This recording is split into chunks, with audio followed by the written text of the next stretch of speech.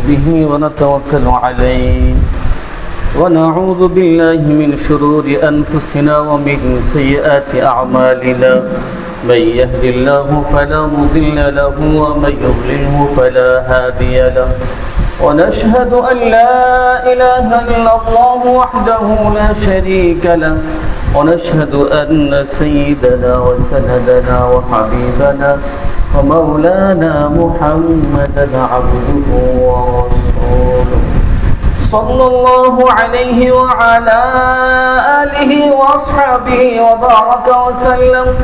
وبارك وسلم تسليما كثيرا كثيرا أما بعد فأعوذ بالله من الشيطان الرجيم بسم الله الرحمن الرحيم يا أيها الذين آمنوا اجتنبوا كثيرا من الظن إن بعض الظن إثم ولا تجسسوا ولا يغتب بعضكم بعضا أيحب أحدكم أن يأكل لحم أخيه ميتا فكرهتموه واتقوا الله إن الله تواب رحيم وقال النبي صلى الله عليه وسلم أتدرون ما الغيبة قالوا والله ورسوله أعلم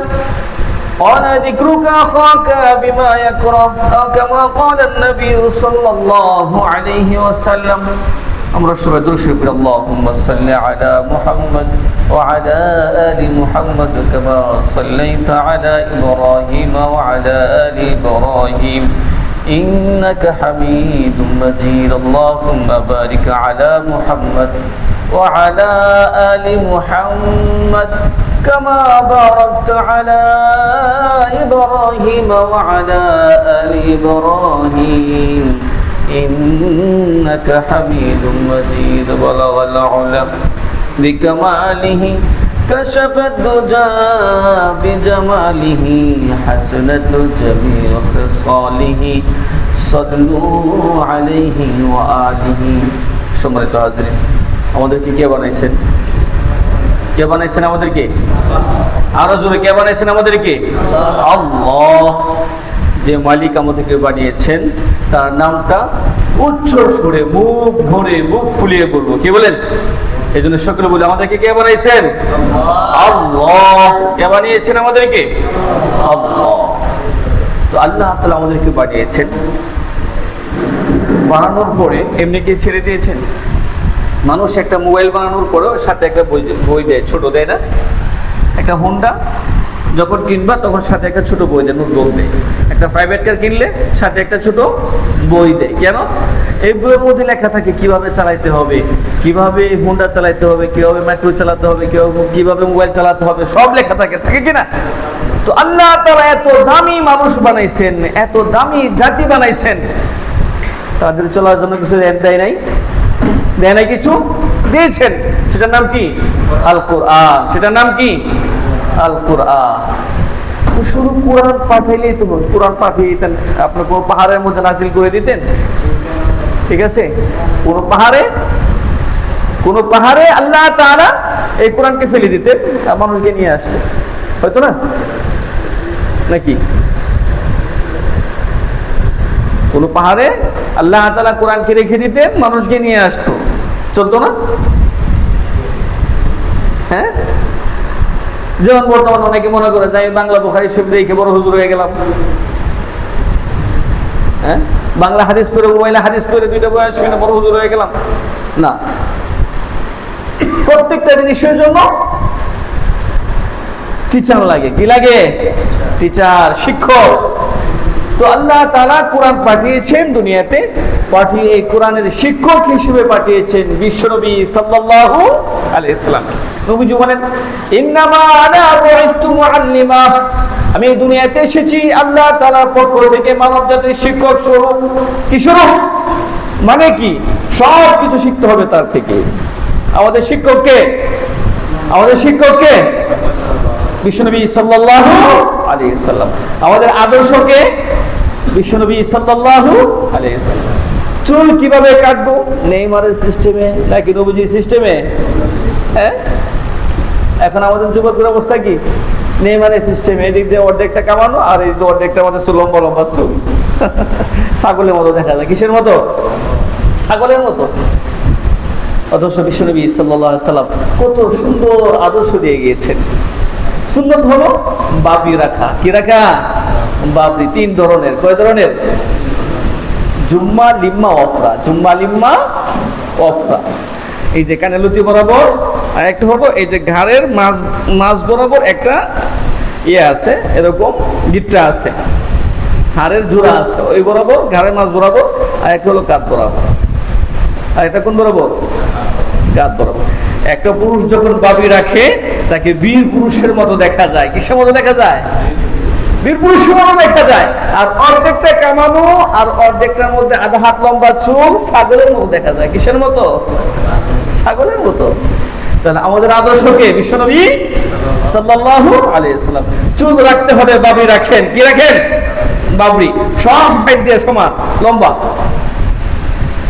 কানের লতি বরাবর অথবা ঘাড়ের মাঝ বরাবর অথবা কাঁধ বরাবর, নাকি? আর যদি এগুলো সমস্যা হয় একেবারে ছোট ছোট করে, সব দিক দিয়ে সমান ছোট ছোট, নাকি? তাও যদি সমস্যা হয় একবারে চেঁচে ফেলেন। এগুলো সুন্নত না, তবে সুন্নতে সাহাবী। মাথা কামানো এটা কি সুন্নতে সাহাবী। সাহাবায়ে কেরাম আমাদের আদর্শ, মডেল। কারণ দুইটা জিনিস, আপনি শিক্ষক কি ছাত্র ছাড়া হওয়া যায়? ছাত্র না থাকলে শিক্ষকের কোনো দাম আছে? আরে বউ না থাকলে জামাই আছে নাকি? কি বলে? বউ না থাকলে জামাই, নামের মধ্যে জামাই লাগবে নাকি আট করা লাগবে? বউহীন।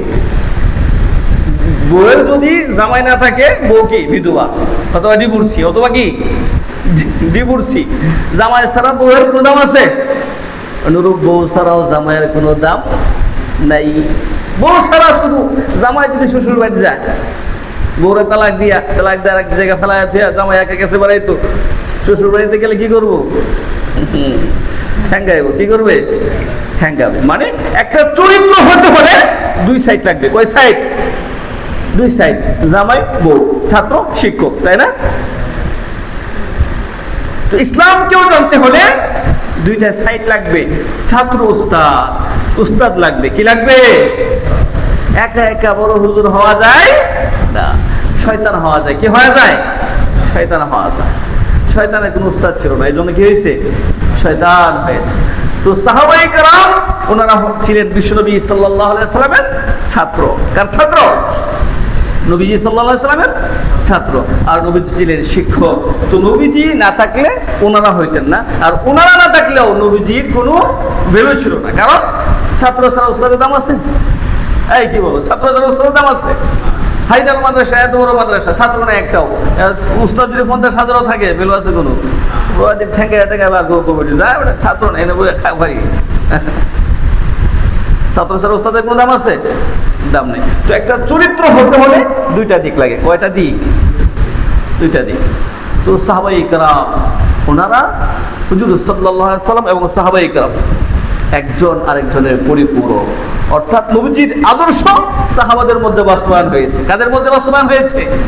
সাহাবাদের মধ্যে বাস্তবায়ন হয়েছে। এই জন্য আল্লাহ তাআলা বলেছেন, আমিনু কামা আমানান নাস। ও পৃথিবীর মানুষ, ঈমান আনো সাহাবাদের মতো।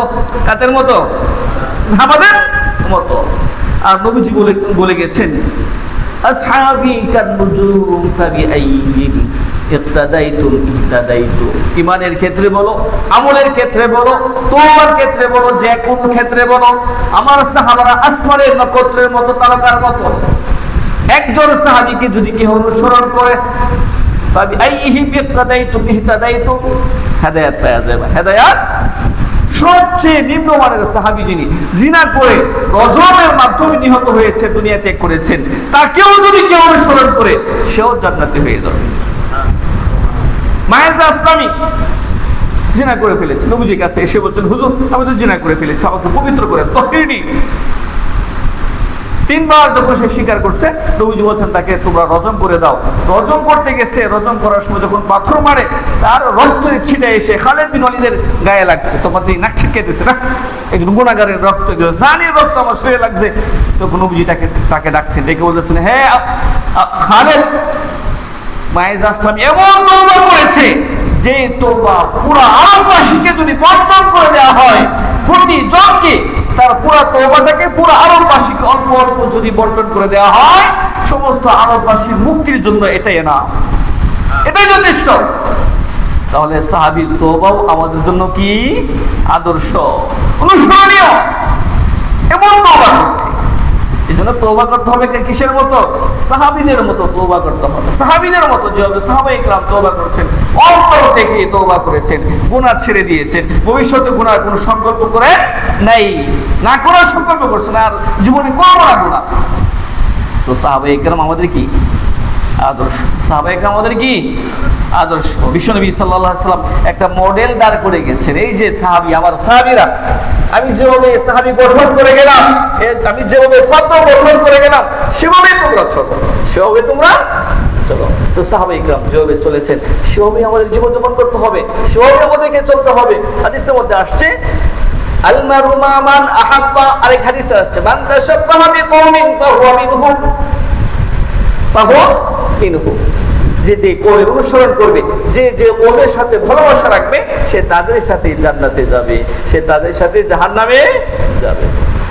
আপনি রাসূলের আদর্শকে ভালোবাসা, সাহাবায়ে কেরামের আদর্শকে ভালোবাসা।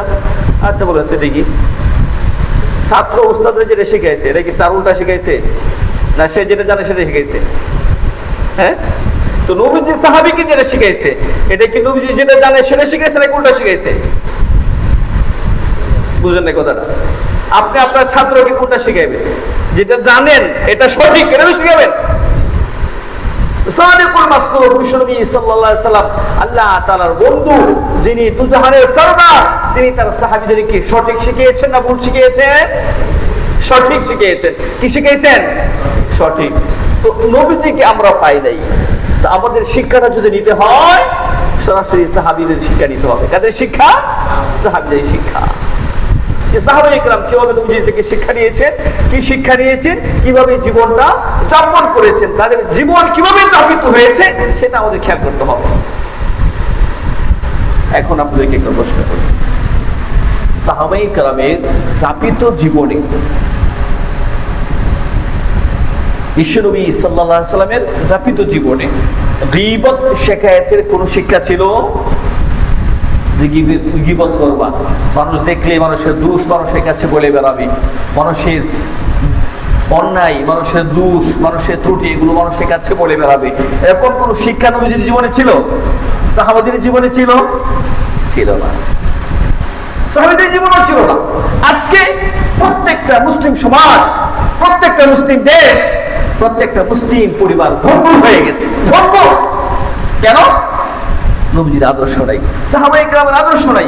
সাহাবায়ে কেরামের মধ্যে ছিল মিল, মহব্বত, ভালোবাসা, নবীজির জন্য ছিল তারা উৎসর্গ, প্রাণ উৎসর্গ করতেন তারা। কিন্তু আমাদের মধ্যে কি সেটা আছে? পরস্পর মহব্বত আছে, ভালোবাসা আছে? এই কি হলো, ভালোবাসা আছে? গতকালকে এক নিউজে দেখলাম, আপন বাপ তার নিজ ছেলে মেয়েকে সুনামগঞ্জে নিয়ে হাওরের মধ্যে মেরে ফেলে দিয়েছে, ভাসিয়ে দিয়েছে পানির মধ্যে। এটা কি মহব্বতের আচরণ? কি বলেন, মহব্বতের আচরণ? আপন ছেলে মেয়ে, অথচ নবী করিম সাল্লাল্লাহু আলাইহি ওয়াসাল্লাম এমন ভালোবাসা দিয়েছেন, একজন ইহুদির সন্তান বলতেছে বাবার সাথে যাবো না, আমি নবীর কাছে থেকে যাবো। আর আমাদের অবস্থা, আপন সন্তানকে মেরে ফেলে দেয় নদীর মধ্যে। নাউযুবিল্লাহি মিন যালিক। বলুন নাউযুবিল্লাহি মিন যালিক। আমরা কোথায় চলে গেছি? কার শিক্ষা নিলাম? আস্তাগফিরুল্লাহ, আস্তাগফিরুল্লাহ। আমাদেরকে এমন এক গণতান্ত্রিক শিক্ষা দেওয়া হয়েছে যে আপন ভাইয়ের মধ্যে 3 দল আছে না, এক পরিবারের মধ্যে 4 দল, একটা করে আওয়ামী লীগ, একটা বিএনপি, একটা জামাত, একটা হেফাজত, একটা কর্মী, আর একটা কি সুন্নি। আই হাই রে, কত ধরনের কত কিছু। এগুলো মূলত ইহুদিদের শিক্ষা। কাদের শিক্ষা? ইহুদিদের শিক্ষা। মুসলমানদের মধ্যে এই গণতান্ত্রিক শিক্ষা ছিল না, এই মারামারি কাটাকাটি হানাহানি ছিল। কি বলেন, আছে? ছিল এটা? সাহাবীদের শিক্ষা মারামারি কাটাকাটি? নবীজির শিক্ষা, আল্লাহর শিক্ষা? কখনোই না। মুসলমানদের শিক্ষা ছিল আল মুসলিম আখুল মুসলিম, মুসলমান মুসলমানেরও ভাই। চোখের মধ্যে ব্যথা পাইলে পুরো শরীর ব্যথা পায়। করলো করলো, মাথায় ব্যথা পাইলে পুরো শরীর ব্যথা পায়, পাই কিনা? আজকে মাথার মধ্যে একটা ঘুষি দিলে শুধু মাথায় পড়ে যাবে নাকি পুরো বডি পড়ে যাবে? হ্যাঁ, পুরো বডি পড়বে কিনা? মুসলমানদের শিক্ষা ছিল, আল্লাহর শিক্ষা ছিল, রাসূলের শিক্ষা ছিল, সাহাবায়ে কেরামের শিক্ষা ছিল। পৃথিবীর প্রত্যেকটা মুসলিম ভাই ভাই একটা বডির নেই, জাসাদিন ওয়াহিদ, একটা বডির নেই। আজকে এক রুমে 4 ছাত্র পড়ে, 4 গ্রুপ, একটা হুজুরের পক্ষে, আরেক হুজুরের পক্ষে। এক বাজারে 50টা দোকান, এনে 60 গ্রুপ। 50 দোকানে কয় গ্রুপ? 60 গ্রুপ। আসলে নাই। এক বাড়িতে 10টা ঘর, 12টা দল। 10 করে কয় দল? 12 দল।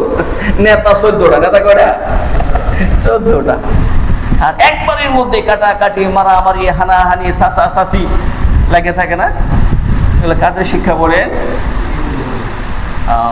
এগুলোর কারণে শান্তি, সম্প্রীতি, সৌহার্দ্য, ভালোবাসা উঠে গেছে। আমাদের শিক্ষাগুলো ছিল না। আমাদের শিক্ষা ছিল, রাসূলের শিক্ষা ছিল, ইসলামের শিক্ষা ছিল, যদি কেউ বিপদে পড়ে তার পাশে দাঁড়াও। নবীজি বলতেছেন, মা কানা আল-আবদু ফি আউনি আখি কানা আল্লাহু ফি হাজাতি আখিহি। একজন মুসলমান যদি অন্য কোনো মুসলমানের সাহায্যে এগিয়ে যায়, আল্লাহ তাআলা স্বয়ং তার সাহায্যে এগিয়ে যায়। দেখি হাদিস বললাম, কি বললাম? হাদিস। একজন মুসলমান যদি অন্য কোনো মুসলমানের বিপদে একটু আগে যায়, স্বয়ং আল্লাহ তার বিপদে এগিয়ে যান, স্বয়ং আল্লাহ এগিয়ে যান। আর আমরা কি করি? যদি কেউ বিপদে পড়ে হাত তালি দেয়, পড়ছে এখন, এই বলি কিনা? সেটা কি ইসলামের আদর্শ? হ্যাঁ, কি বলেন? ইসলামের আদর্শ কখনো হয় না। তো আজকে আমি সূরা হুজুরাতের 12 নম্বর আয়াত তেলাওয়াত করেছি। আমার সাথে সাথে বলেন, আউযু বিল্লাহি মিনাশ শাইতানির রাজীম, বিসমিল্লাহির রাহমানির রাহিম, ইয়া আইয়ুহাল্লাযীনা আমানু ইজতানিবু কাসীরাম মিনায-যন্নি ইন্না বা'দায-যন্নি ইসমুন ولا تجسسوا ولا يغتب بعضكم بعضا أيحب أحدكم أن يأكل لحم أخيه ميتا فكرهتموه واتقوا الله إن الله تواب رحيم. দেখেন আল্লাহ প্রথমে বলতেছেন, ইয়া আইয়ুহাল্লাযীনা আমানু, হে ঈমানদাররা। কি বলতেছেন? হে ঈমানদাররা, ইজতানিবু কাসীরাম মিনায-যন্নি, কুধারণা থেকে বেঁচে থাকো, কুধারণা থেকে বেঁচে থাকো। দেখেন এখানে একটা সুন্দর কথা নিয়ে আসছে, হে ঈমানদাররা, কুধারণা থেকে বেঁচে থাকো। এর মানে কি? যারা ঈমানদার তারা কুধারণা করে না, যারা বেঈমান একমাত্র তারাই মানুষ সম্পর্কে, মুসলমান সম্পর্কে কুধারণা করতে পারে। বুঝছেন কথাটা সবাই? কোন মুসলমান, কোন মুমিন মুসলমান সম্পর্কে কোন ধারণা করতে পারে না। একটা মেয়ে বাজার থেকে আসছে, মুসলিম মেয়ে, আপনি বলতেছেন না এরকম খারাপ মেয়ে, লয় থেকে আসছে। আপনার এই বক্তব্য, এই কমেন্টটা কি উচিত হয়েছে বলেন? কি বলেন? উচিত হয়েছে? কখনোই না। কোন মুসলমানের কমেন্ট হতে পারে না এটা। বরং আমাদের কর্তব্য হলো মানুষ সম্পর্কে, মুসলমান সম্পর্কে, প্রত্যেকটা মানব জাতি সম্পর্কে ভালো ধারণা রাখা। কি ধারণা রাখা? ভালো ধারণা রাখা। তারপরে কি বলতেছে? ইন্না বা'দায-যন্নি ইসমুন, কিছু কিছু ধারণা গুনাহ। কিছু কিছু ধারণা কি? গুনাহ। আপনি একটা ধারণা করলেন কিন্তু বাস্তবে সে চোর না, চোর ধারণা করলেন, তাহলে গুনাহ হবে না? কি বলেন? গুনাহ হবে না? সে ভালো মানুষ, আপনি বলতেছে সে চোর। সে ভালো মানুষ, আপনি বলতেছে সে বাটপার। সে ভালো মানুষ, আপনি বলতেছে সে ঘুষখোর। তাহলে তার চরিত্রে আপনি কালিমা লেপন করবেন না। আর কোন মুসলিম অন্য কোন মুসলিমকে বা অমুসলিম হোক, সে তো মানুষ, তার চরিত্রে কালিমা লেপন করতে পারে? অধিকার আছে আমাদের, এই রাইট আছে? কখনো না। এজন্য আল্লাহ তাআলা বলেছেন, ইয়া আইয়ুহাল্লাযীনা আমানু ইজতানিবু কাসীরাম মিনায-যন্নি ইন্না বা'দায-যন্নি ইসমুন। কিছু কিছু ধারণা গুনাহ, কিছু কিছু ধারণা কি গুনাহ। ধারণা করা মানুষ সম্পর্কে এগুলা কি গুনাহ। ওয়ালা তাজাসসু, আল্লাহ তাআলা বলেন তাজাসসুস, জাসুসি মানে গোয়েন্দাগিরি করা। কি করা? গোয়েন্দাগিরি করা। মানুষের ভুল, মানুষের গুনাহ, মানুষের অপরাধ খুঁজে খুঁজে খুঁজে খুঁজে বার করা, এটাকে কি বলে? তাজাসসুস। কি বলে?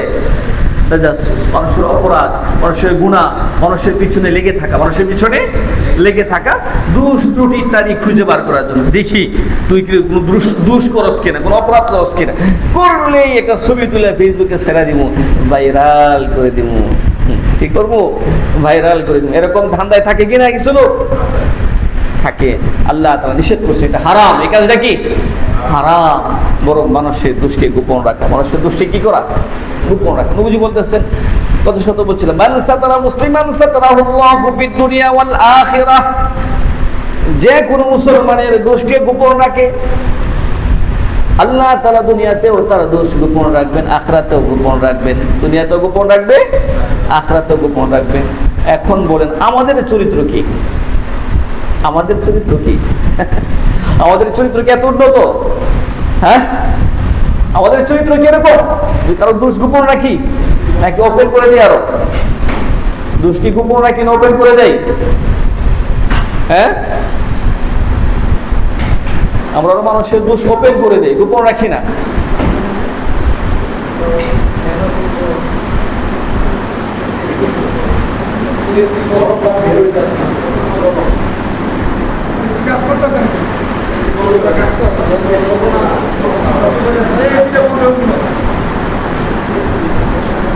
তো আল্লাহ তাআলা বলতেছেন, ওয়ালা তাজাসসাস, কি করবো না? তাজাসসুসি করবো না।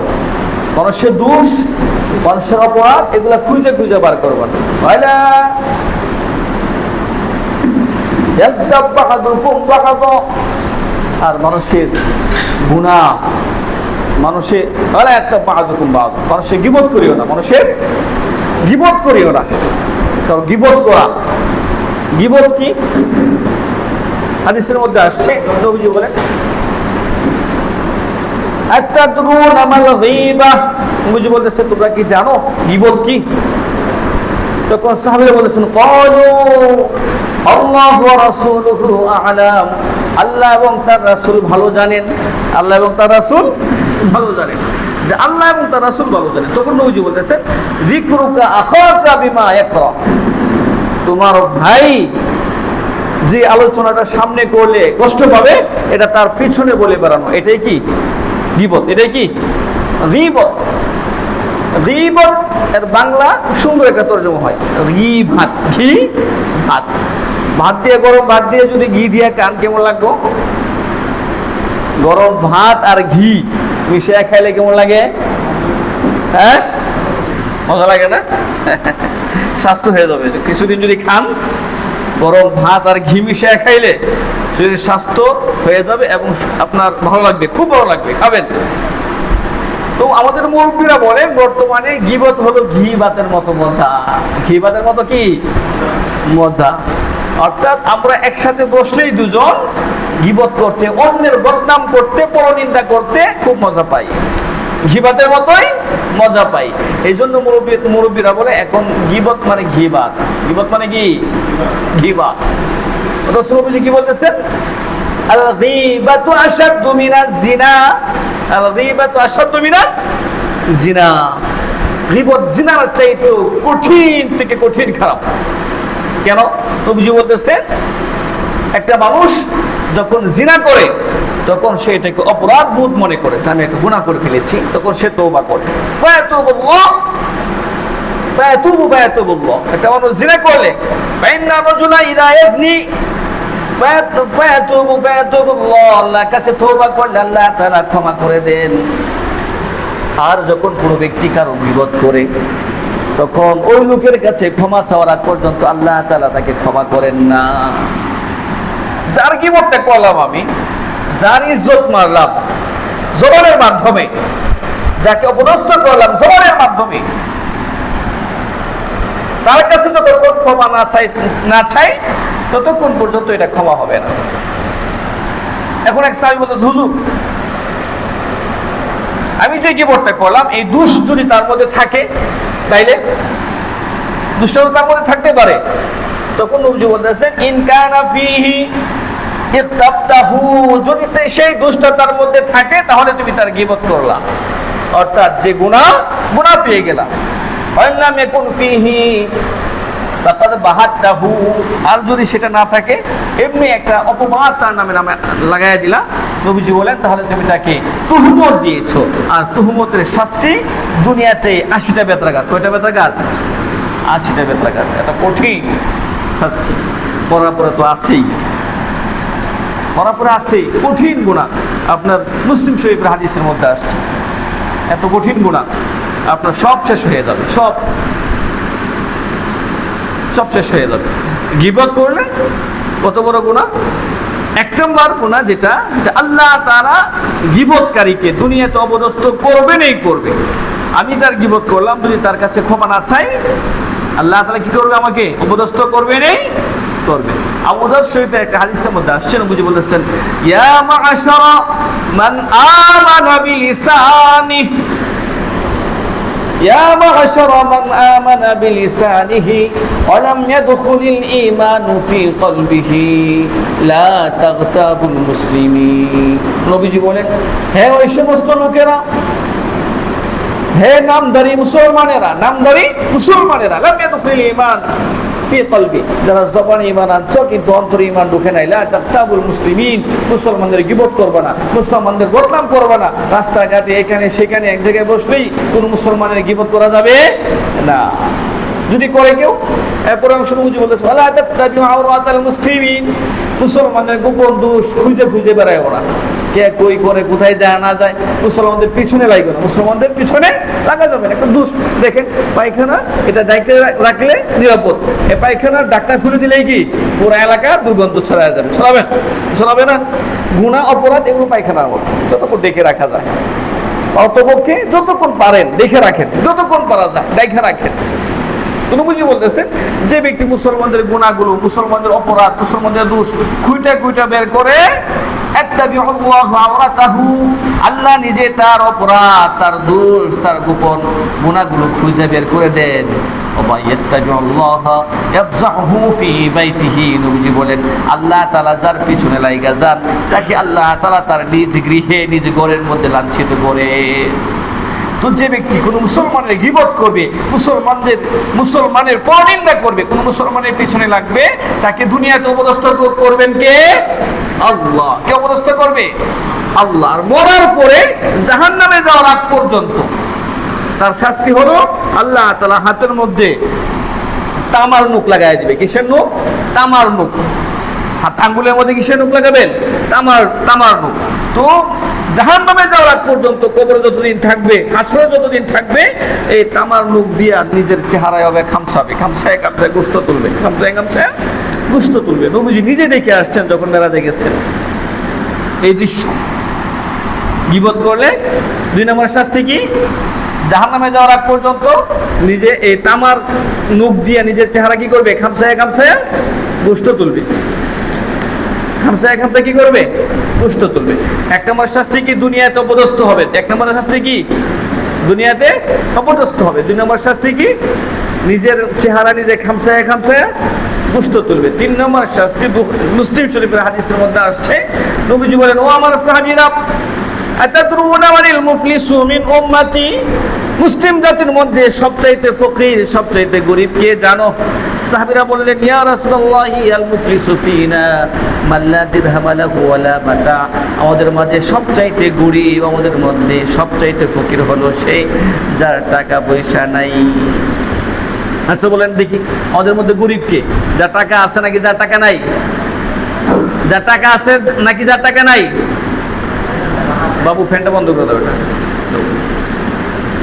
তো সাহাবায়ে কেরাম একই উত্তর দিয়েছেন যে আমাদের মধ্যে সবচেয়ে গরিব সেই যার টাকা পয়সা নাই। নবীজি বলতেছেন না, সে গরিব না, বরং আমার উম্মতের সবচেয়ে গরিব হলো ওই লোক মাইয়াতি ইয়াউমাল কিয়ামাতি বিসালাতিন ওয়া যাকাতিন, যে ব্যক্তি কিয়ামতের দিন বিশাল বড় বড় পাহাড় নিয়ে আসবে, নামাজের 5 ওয়াক্ত নামাজ, নফল নামাজ সব আছে, ও যাকাতিন যাকাতের সওয়াব আছে, হজের সওয়াব আছে, সওয়াবের কোনো অভাব নাই। ওয়াতি কাদ শাতামা হাদা কাদ শাতামা হাদা ওয়া কাযাফা হাদা আকালা মালা হাদা সাফাকা দামা হাদা। কিন্তু এমন অবস্থায় আসবে, নবীজি বলেন যে সে কাউকে গালি দিয়েছে, সে এসে বলবে আল্লাহ ও তো পাওয়ারফুল ছিল, সে পাওয়ারফুল ছিল, সে আমাকে গালি দিয়েছিল, প্রতিশোধ নিতে পারি নাই, প্রতিশোধ নিয়ে দেন। আরেকজন আসবে আল্লাহ আমাকে মিথ্যা অপবাদ দিয়েছিল, আমার গীবত করেছিল, আমার নিন্দা করেছিল মানুষের কাছে, আমি প্রতিশোধ নিতে পারিনি, দুর্বল ছিলাম, প্রতিশোধ নিয়ে দেন। আরেকজন আসবে আল্লাহ সে আমাকে মারছিল, আমার ক্ষমতা ছিল না, পিটাইছিল আমাকে। আরেকজন আসবে আল্লাহ আমার ক্ষমতা ছিল না, আমার বাজার দখল করছে, আমার দোকান দখল করছে, আমার জমি দখল করছে, সব দখল করে খাইছে, আল্লাহ আমি কোনো প্রতিশোধ নিতে পারি নাই। আরেকজন আসবে আল্লাহ আমাকে পেড়ে আমার হাত পা ভেঙে ফেলে দিয়েছিল, আমার প্রতিশোধ নেওয়ার কোনো শক্তি ছিল না, আপনি প্রতিশোধ নিয়ে দেন। তখন আল্লাহ তাআলা বলবেন এই ফেরেশতারা ওর নেকিগুলো সব ওদেরকে ভাগ করে দিই। এখন নেকি দেওয়া শেষ, কিছুক্ষণ পর আরো একদল আসবে, এসে বললো আল্লাহ আমাকে মারছিল, হুজুর আল্লাহ আমার সম্পদ নিয়ে গেছিল, আমাকে গালি দিয়েছিল, আমি তো প্রতিশোধ নিতে পারি নাই। তখন আল্লাহ তাআলা দেখবেন তার কোনো নেকি নাই। তখন আল্লাহ বলবেন এই তোদের গুনাহগুলো সব ওর গারে দে, ফাখিদা মিন খাতায়াহুম ফাতুরিহা আলাইহি সুম্মা তুরিহা ফিন্নার। নবীজি বলেন তাদের গুনাহগুলো নিয়ে তার মাথায় দেওয়া হবে, এরপরে তো তার নেকি তো নাই, শেষ, গুনার পাহাড় হয়ে গেছে। নবীজি বলেন এখন তাকে জাহান্নামে নিক্ষেপ করা হবে। তাহলে গীবত সহজ না কঠিন? কি বলেন, গীবত করা এটা ছোট গুনাহ না বড় গুনাহ? অনেক বড় গুনাহ, অনেক বড় গুনাহ। এর বোঝা ওঠানো আমাদের জন্য কঠিন। এই জন্য আমরা কারো গীবত করব, কি বলেন করবো গীবত করবো, দুনিয়াতেও শাস্তি, আখিরাতেও শাস্তি। তো গীবত কিভাবে করে? এক নম্বরে জবান দ্বারা, এক নম্বরে কি দ্বারা? জবান দ্বারা। যাই চুপ, ওই বাটপার, ও চিটার, না ভাই এগুলো না বলা করো, কারো গীবত না করো, কাউকে অপমান না করো, প্রশ্ন না করো, কারো বদনাম না করা, এটা গীবত। আর একটা হলো আপনার অন্তর দ্বারা, অন্তর ধারণা করে বাটপার, চিনি তো বাটপার, অন্তরে এই ধারণা পোষণ করা, না ভাই দরকার নাই, সে যেমনই থাক, আমি আমাকে নিয়ে থাকি, আমি আমাকে দেখি যে আমি কতটুকু আমি আমার কবরের সামনে গুছাইতে পারছি। আমি যদি এখন মারা যাই, স্টেনোবাই যদি এখন মারা যায়, আমি যেখানে আছে এখানে, আমি কি জান্নাতে যেতে পারবো? মাঝে মাঝে জিজ্ঞাসা করেন নিজেকে প্রশ্নটা করেন, কোশ্চেন করেন মাঝে মাঝে যে ভাই আল্লাহ আমি যদি এখন মারা যাই, আমি কি এখন মুক্তি পাবো কিনা, বা মুক্তি পাওয়ার আমল আছে কিনা আমার? মাঝে মাঝে এই প্রশ্নটা করি নিজেকে, কি বলে করতে পারবো তো ইনশাআল্লাহ। প্রতিদিন সবার প্রশ্ন করি যে আমি যে আমল করতেছি, আমি কি এখন মারা গেলে জান্নাতে যেতে পারবো? যদি মনে করেন যে না পারবো না, তাহলে আমলটা একটু বাড়ায় দিই, আমলটা একটু বাড়ায় দিই। তো এক নম্বরে জবান দ্বারা গীবত হয়, আর একটা হয় কলব দ্বারা, আর একটা হয় ইশারা দ্বারা, আর একটা কিসের দ্বারা? একবার হুজুর সাল্লাল্লাহু আলাইহি সাল্লামের দরবারে আয়েশা রাদিয়াল্লাহু তাআলা আনহা, মাইমুনা রাদিয়াল্লাহু তাআলা আনহা, সুফিয়া বিনতে হুয়াই, না ওই সাহাবীর নাম, নবীজির বিবি একজন, সুফিয়া বিনতে হুয়াই ইবনে আখতাব, হারুন আলাইহিস সালামের বংশধর, উনি একটু খাটো ছিলেন। আয়েশা রাদিয়াল্লাহু তাআলা সতীন, তো সতীনের প্রতি সতীনের একটু বিদ্বেষ থাকেই, ইঙ্গিতে দেখাইছে হুজুর, কি বুঝাইছে? খাটো, এই জন্য কাউকে ইঙ্গিতেও অপমান না করো, প্রশ্ন না করো। খাটো এটা কি আমি বানাইছি নাকি আল্লাহ বানাইছেন? কালো আমি বানাইছি নাকি আল্লাহ বানাইছেন? আমি যে কালো এটা কে বানাইছে? আমি। যদি আমার ক্ষমতা থাকতো তাহলে তো চিত্রগুলোর মধ্যে সবচেয়ে সুন্দর থাকতাম আমি, কি বলেন? আমি কালো না? যদি আমার ক্ষমতা থাকতো রঙের উপর, তাহলে চিত্রগুলোর মধ্যে সবচেয়ে সুন্দর থাকতাম আমি। কিন্তু ক্ষমতা কার? আল্লাহ। এখন যদি আপনি আমাকে ইঙ্গিতে বলেন যে কালো বেগের মতো আসতেছে, এটা গীবত। এটা কি গীবত? ইশারাতান গীবত। জবানও গীবত করা যাবে না, অন্তরেও না, ইশারা দিয়েও না, ইশারা দিয়েও না, কোনোভাবে কারো গীবত করা যাবে না। আরেকটা গীবত আছে লেখার মাধ্যমে। ফেসবুকে লিখলেন, যাই দেখছি না 501, কত বড় গুনাহ, আল্লাহ কাউকে না, কোনো আলেমকেও না, কাউকে খোঁটা দেওয়া যাবে না, কাউকে গীবত করা যাবে না। কারণ দেখেন, আমি আপনার গীবত করলাম, একটা গুনাহ করেছেন, আপনি করে ফেলেছেন শয়তানের ধোঁকায় পড়ে 5 বছর আগে। 5 বছর পরে যদি আমি আপনাকে খোঁটা দেই, দেখছেন চুরি করছে, অথচ আপনি তওবা করে তার সাথে, মালিকের সাথে মিটমাট করে তওবা করে আপনি আল্লাহর ওলি হয়ে গেছেন, এটা সম্ভব কিনা? সম্ভব। আপনি একটা গুনাহ করে ফেলেছেন, এটা আল্লাহর কাছে তওবা করে আল্লাহর সাথে মিটমাট হয়ে গেছে, এখন আপনি আল্লাহর ওলি হয়ে গেছেন। এখন যদি আমি খোঁটা দেই, তাহলে আপনি যে এখন তওবা করে নিষ্পাপ হয়ে গেছেন, মাসুম হয়ে গেছেন। আমি এটা কি করলাম? অন্যায় করলাম না? অন্যায় করলাম, অথচ আল্লাহ মাফ করে দিছে, আর আমি সেই গুনার পিছনে পড়ে আছি। তাহলে আমি গুনাহগার হয়ে গেলাম, আমি জাহান্নামী হয়ে গেলাম। এই জন্য আমরা কারো পিছনে গুনাহ নিয়ে খোঁটা দিব না। এটা বাইনাহু ওয়া বাইনাল্লাহ, সে হয়তো বা তওবা করে আল্লাহর ওলি হয়ে গেছে, একদিন আগে করছে, 2 দিন আগে করছে, এরকম কোনো অপরাধ আমরা সামনে আনবো না। হুট কথা কারোর পিছনে লাগবো না, কারো পিছনে লাগবো না। সবাই স্বাধীনভাবে চলো, আমরা সবাই মহব্বত আর ভালোবাসা দিয়া, একে অপরকে ভালোবাসা দিয়া, মহব্বত করা, সুন্দরভাবে সুন্দর একটা সমাজ গড়ে দুনিয়া থেকে যেন আমরা সবাই আল্লাহর ওলি হইয়া, সবাই আল্লাহর খাঁটি বান্দা হয়ে যেতে পারি। এই চেষ্টাটা আমরা সবাই করবো, কি বলেন ইনশাআল্লাহ? সর্বশেষ একটা কথা বলবো আপনাদেরকে, দেখেন গীবত করলে কি ফায়দা, কত ভয়াবহ অবস্থা। হযরত ইমাম আবু হানিফা রাহমাতুল্লাহ সম্পর্কে একটা ঘটনা বর্ণিত আছে, কথিত আছে একটা ঘটনা, যে এক লোক ওনার খুব গীবত করতো, বদনাম করতো।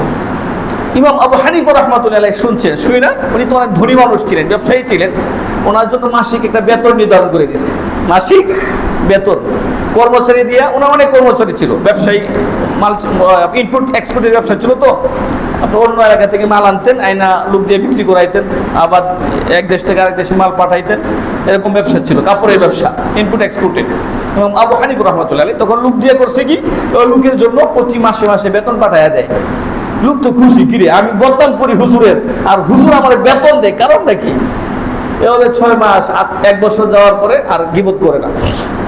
এই খবর গেছে হুজুরের কাছে, ইমাম আবু হানিফা রাহমাতুল্লাহ আলাইহির কাছে। তখন আবু হানিফা রাহমাতুল্লাহ বলতেছেন, আর বেতন দেওয়া যাবে না, আর বেতন দেওয়া যাবে না। তখন ওই লোক আসছে, এসে বলতেছেন, হুজুর এতদিন আপনার গীবত করলাম, বদনাম করলাম, দুর্নাম ছড়াইয়া দিলাম পুরো এলাকায়, আপনি বেতন দিতেন, এখন দেন না কেন? হুজুর বলতেছে, তুমি যখন আমার গীবত করতা, বদনাম করতা, তখন তোমার নেকিগুলো, ভালো আমলগুলো, সবগুলো আমার নামে চলে আসতো। তুমি আমাকে গীবত করে নেকি দিতা, এই জন্য আমি তোমাকে টাকা দিতাম বিনিময়ে। এখন তুমি গীবত করো না, তোমার থেকে আমার এখানে নেকিও আসে না, এই জন্য আমি বেতনও দেই না। চিন্তা করছেন? হ্যাঁ, কেমন সূক্ষ্মদর্শী ছিলেন। আর আমরা কি করতাম, ঠেঙ্গা, এবার কিছু রান্দা, কিছু বললাম, পিঠাই তুই বললাম করে নাকি আমার, হ্যাঁ সাইজ করে তুই করতাম কিনা। আর উনি কি করছে, টাকা পাঠাইতো, বেতন পাঠাইতো, বেতন।